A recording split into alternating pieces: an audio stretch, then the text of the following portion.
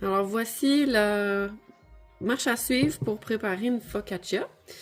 Donc tout d'abord on va parler de la levure. Ici j'ai de la levure Active Dry. Donc c'est la levure qui n'est pas instantanée. Il faut toujours la délayer dans de l'eau tiède. Donc comment on fait de l'eau tiède? C'est en mettant vraiment moitié eau bouillante et moitié eau du frigo. Donc ça va vite quand on fait ça. On a besoin de 2 tasses d'eau dans laquelle on va délayer 2 cuillères à thé de levure. Si on prend de la levure instantanée, on n'a pas besoin de faire cette étape-là. Donc, on saupoudre à la surface comme ça de notre eau, puis on laisse mousser en fait. Donc, on va vraiment aller réveiller la levure dans ce mélange-là d'eau tiède. Donc, on met ça de côté.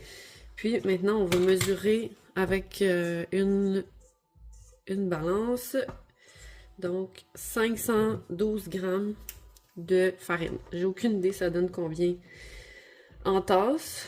Je me sers pas des tasses. C'est pas assez précis selon moi. Et on va aller ajouter 2 cuillères à thé de sel.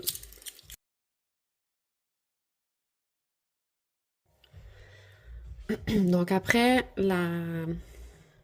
l'activation de la levure, ça peut ressembler à ça, comme ça. Puis on voit que c'est pas obligé de mousser, mais il y a comme du mouvement. Quand même. OK? Alors. Donc, on est rendu à la dernière étape là, pour le mélange. Moi, je vais toujours mélanger ça un petit peu ensemble pour comme diluer le tout. Et je le dépose sur la farine. Le secret quand on fait du pain, c'est vraiment de bien mélanger notre boule de pâte originale.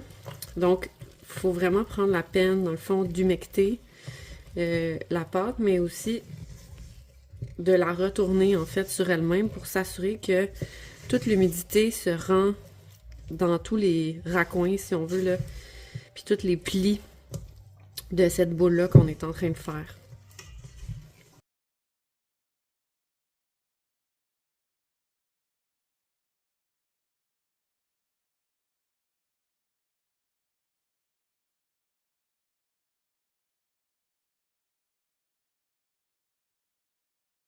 C'est un mélange qui est très humide.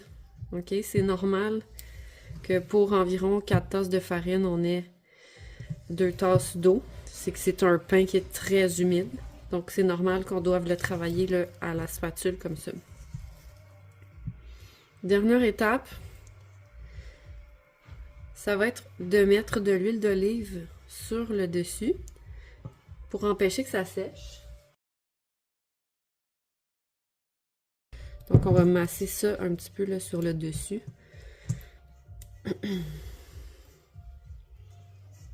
Et voilà.